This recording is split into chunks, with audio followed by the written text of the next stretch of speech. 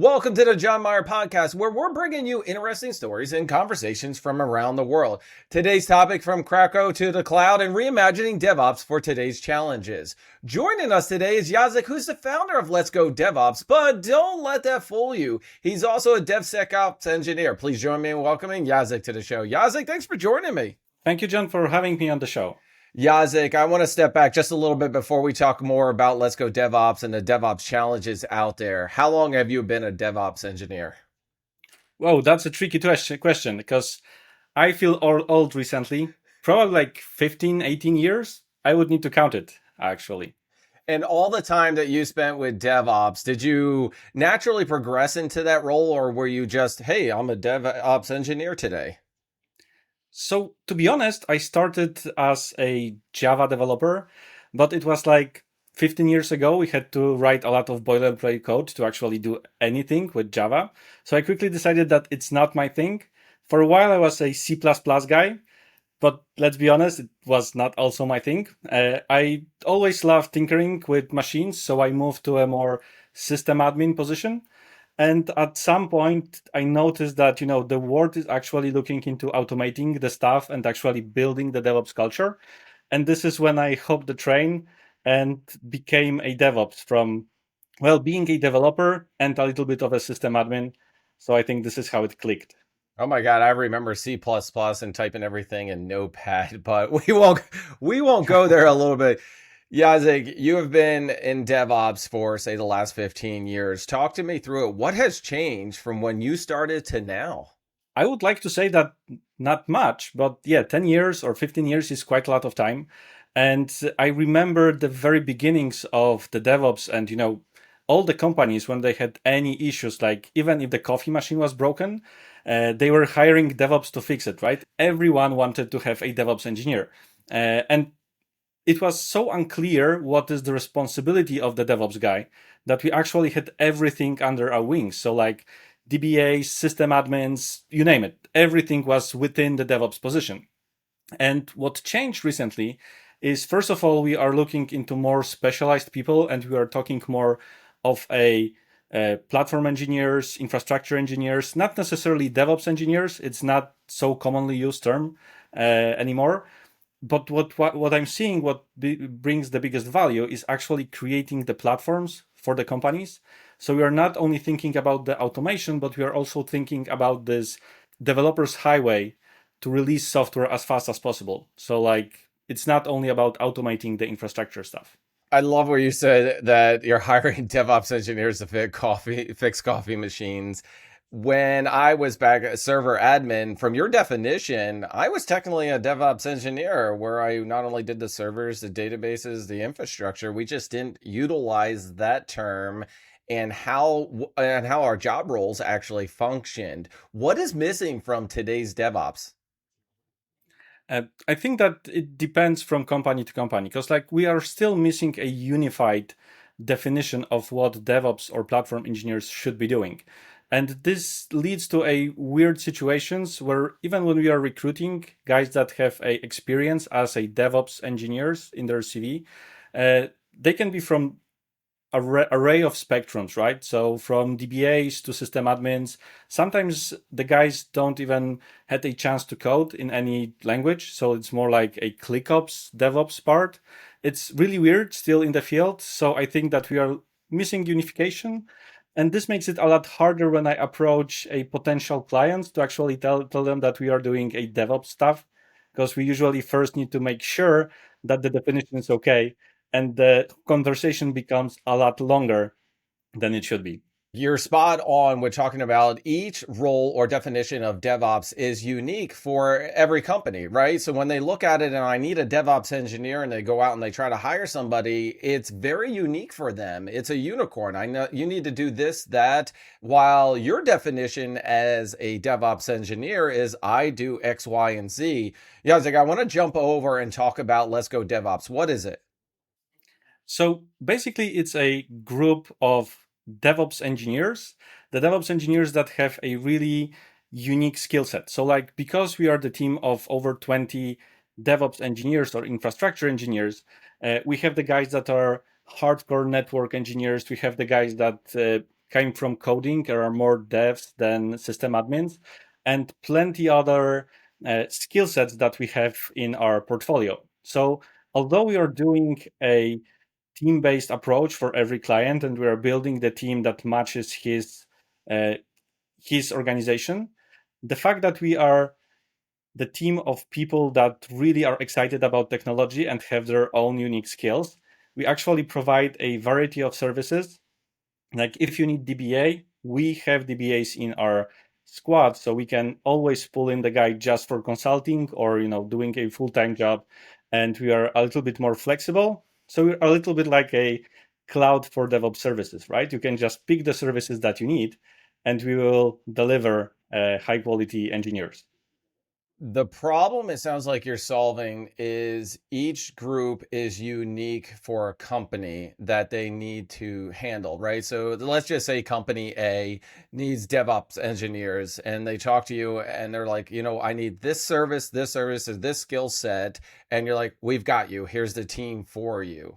Usually we focus on the long-term relationship. So we grow with the company. The best companies for us are startups that are just building in. We are usually picking the commando unit that can do everything, and the Swiss knives of DevOps world. We put them into the startups. When the startups grow, we actually notice what kind of skill set they have, and usually we are recruiting explicitly to build the team within single client or single partner, but we still have the skill set among the other members of the team. So if at any moment you need a help with database or something like this, you can always pull one of the guys from other projects, tell him that, okay, I have this issue. Can you guide me, or can you jump into the project and fix it? And we are flexible when it comes to, moving knowledge around, and everyone is eager to learn new stuff. Haven't other companies tried to do this? And what has been missing from this type of methodology or work? I think that a lot of companies try to do it, especially when you look on the software houses, that they usually try to have all the technologies available. We have a little bit different approach. It's not that we will solve all the issues that you have. We are specialized in cloud, mainly AWS and GCP. We have a lot of Linux knowledge. So there is a certain pillar how we build the company and the skill set. So we will not help you with every issue that you have. So we are pretty specialized, but when it comes to this specialization, we actually have even deeper specialists. So it's a little bit more narrow than other companies, making sure that we always can deliver high quality stuff and have the guys that are actually knowledgeable about the certain aspects. Can you help me understand some of the biggest technical or strategic DevOps challenges you might see your clients facing today? Well, when it comes to technical challenges, I think the biggest one is actually making the camera to work Wait, for wait, the wait, show. Jacek. Do you have a DevOps engineer for that? Yes, we do. And we can solve those problems as well, as you can see, right? Right. When it comes to a technical challenges, we like solving a big issues, right? Or the big challenges, because a lot of the guys that I have, they became a little bit bored with the companies that they worked in. They need some of distractions and more complex challenges. When it comes to the biggest stuff that we did over the last year or two, we had a client that requested us to create something that is called the Ultra Cluster. This is basically graphics cards available on the internet or on the net with unified memory. So we created a pretty small Ultra Cluster containing like 8 terabytes of memory with 2 terabytes of graphic memory that is unified. You can access it from uh, any node that's working in the cluster. We have 32 fiber optics cards that are trunked, so we have a theoretical 3.2 terabit per second capacity when it comes to the network, and we are saturating it through most of the life cycle of the project. And it was challenging because it was first in the world implementation, so we worked deeply with AWS engineers who helped us troubleshoot the network virtualization that they have internally in AWS. They mentioned that it's a first of a kind setup that we were doing. So those are the challenges that we like to tackle and like to solve. Yeah, it's like being based in Krakow, Poland, which some consider an actual a thriving tech scene. How has it shaped Let's Go DevOps growth? Krakow is a really interesting place because a lot of businesses actually came into Krakow a while ago. And the idea behind this is that we have plenty of universities in Krakow, plenty of technical universities. So you have pretty much a quite a pool of talent that comes to the market every year, right? So a lot of companies like Sabre, Oracle, Motorola, Google, and so on came to Krakow a while ago and they started building a tech ecosystem here in Poland, in Krakow area. So this meant that we had a lot of really cool engineers working on cool stuff that were willing to share and build the entire ecosystem in here in Krakow. So having this in mind, I actually when I finished college, I didn't have any problem with finding internship. I met a lot of people, and some of those relationships and trust that I built over the years actually resulted in landing some of our clients. We know that multi-cloud exists and it takes a unique set of skills per cloud provider. How are you handling multi-cloud for customers though? So first of all, we had the episode of being a truly multi-cloud, like being hot when it comes to AWS and GCP. And the question is a little bit tricky because I usually discourage our clients for going truly multi-cloud and cloud agnostic. It's like nobody talks about it, but there's so much pain in actually running your stack on two different cloud providers.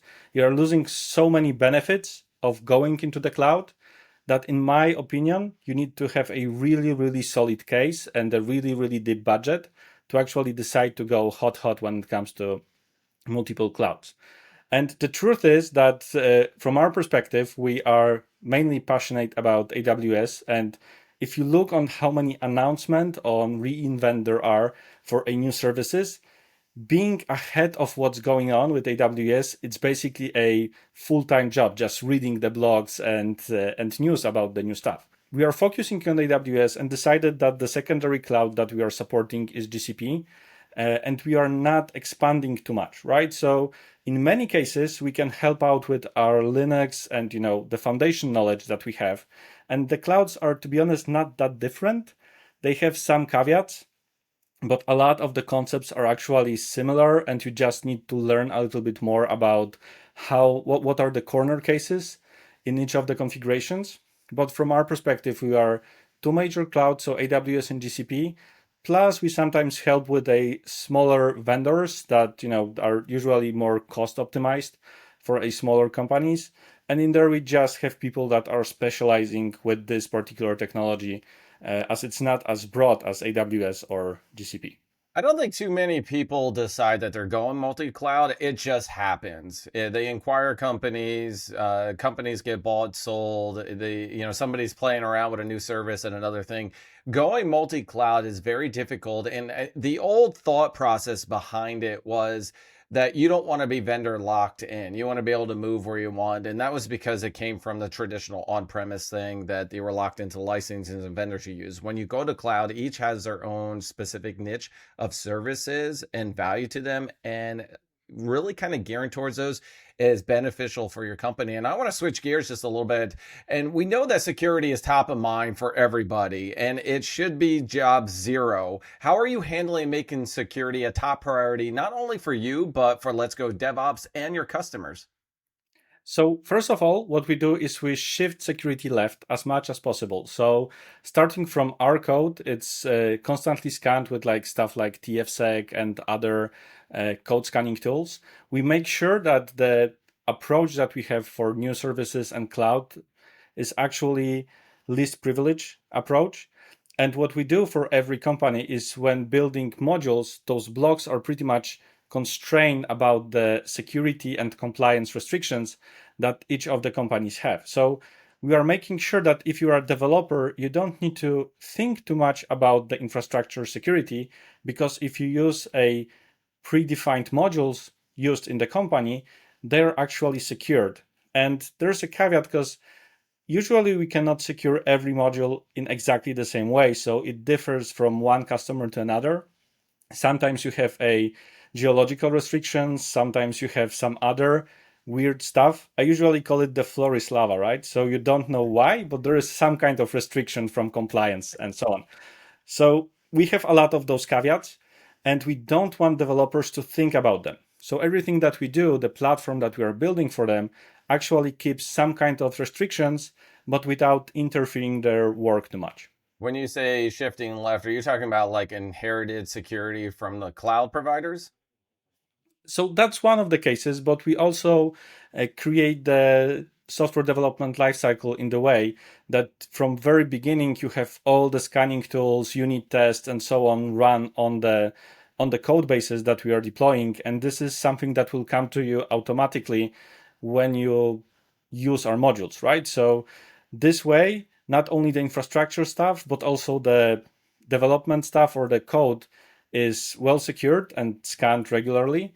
Also, when we go to the cloud and we are launching the infrastructure, we try to enable as many security features as possible. It usually depends on the budget, right? Because not they are not cheap, right? Let's be honest. But we try to add as many features as possible so we get notified about any breach from our side, any misconfiguration, and so on. Also, we are partnering up with some of the security companies that are doing pen tests.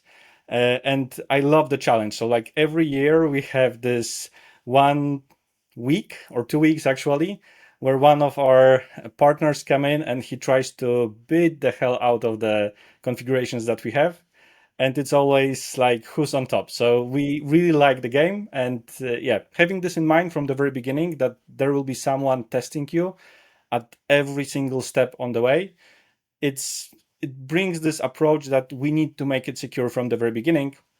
And the more we hard code into the platform and enforce it as a part of the platform, the easier it is for everyone to actually move forward with the security stuff. Integrated security into your processes, and also the pen tests on top of that, doing basically a hectic week of trying to break security, try to figure out some of the loopholes, but keep everybody on their toes. I like it.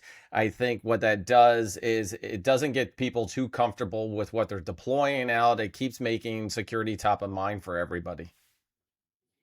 Exactly. And like we love the game. So there is then even a small prize for the winner of the competition. Gamifying, the competitions is always helpful. It keeps everybody engaged, and it's always fun because we have a natural competitive nature amongst ourselves. Jacek, what's your vision for the future?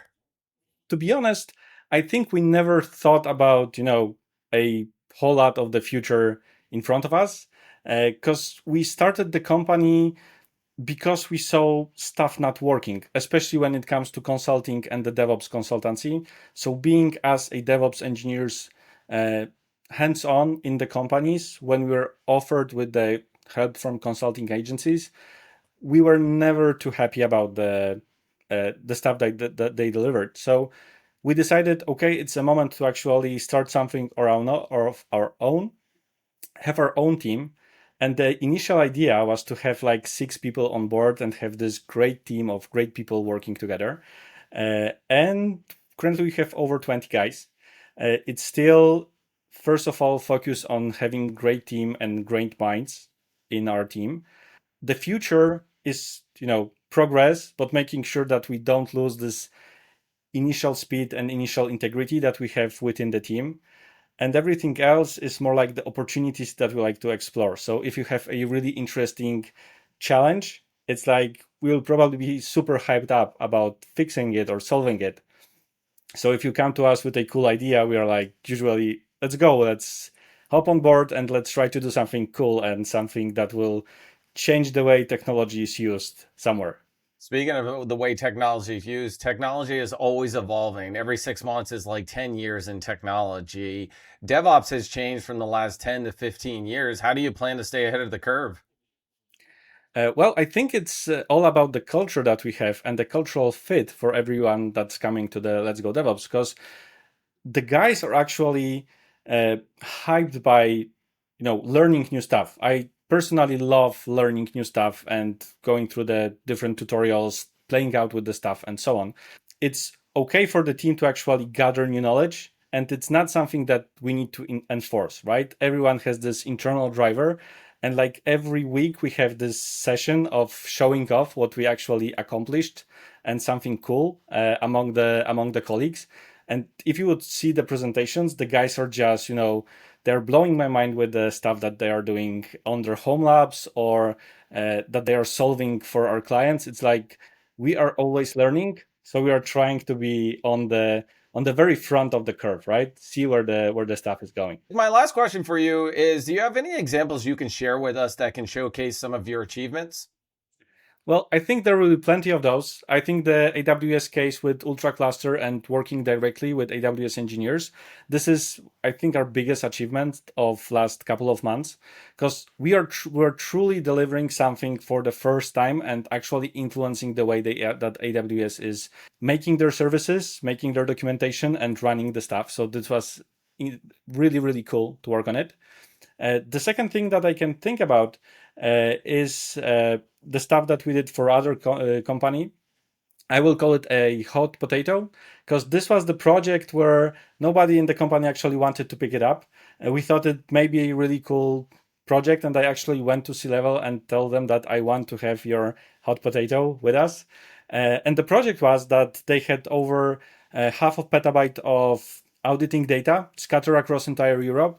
So first of all, the project was not documented at all. So we needed to figure out why it was built, how it was built, what versions are up and running, where are the servers. Some of them were actually turned off, so we needed to call support to come into server room and plug it in, turn it on.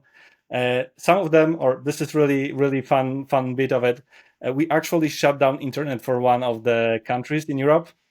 It seems that our data was sitting in the government facility, and their way of limiting the internet speed was not smart. And when we start pushing a Golang code, we actually saturated the connectivity, and most of the country actually went offline. And we got a call from one of the ministries to shut down the operation. So I can imagine that call where they called you and said, "Hello, you just killed our internet. We shut you down. Stop doing it." At first, I thought it was phishing, but then it actually escalated. I don't believe this call. Sorry, hanging up. They called you back. Hello? So, like, imagine getting a call and somebody tells you, "Hey, I'm the president of United States. You need to stop your process on the server A." Yeah. Please Like, give you me your don't believe it. GoFundMe and Social Security. So, yeah, that's one of the cases that we actually had. And with the project itself, like half of petabyte of data, it was really hard for the guys to get any knowledge out of this data. We moved it into GCP, and we actually focus on the time and the complexity of the operations that are done on the data set. So now the guys can scan the half of petabyte of data within 11 seconds.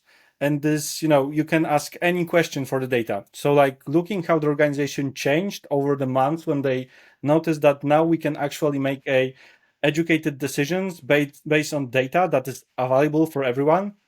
This was astonishing. And technically, project of moving half of petabyte of data across Europe in different directions, it was really, really interesting stuff technically to do.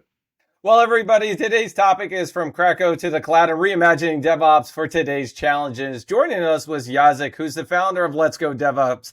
Jacek, thank you so much for joining me. Thank you very much. It was a pleasure talking with you. So I hope everyone enjoyed it. And yeah, see you in the comments. Everybody, this was the John Myer podcast. Don't forget to hit that like, subscribe, and notify, because guess what? We're out of here.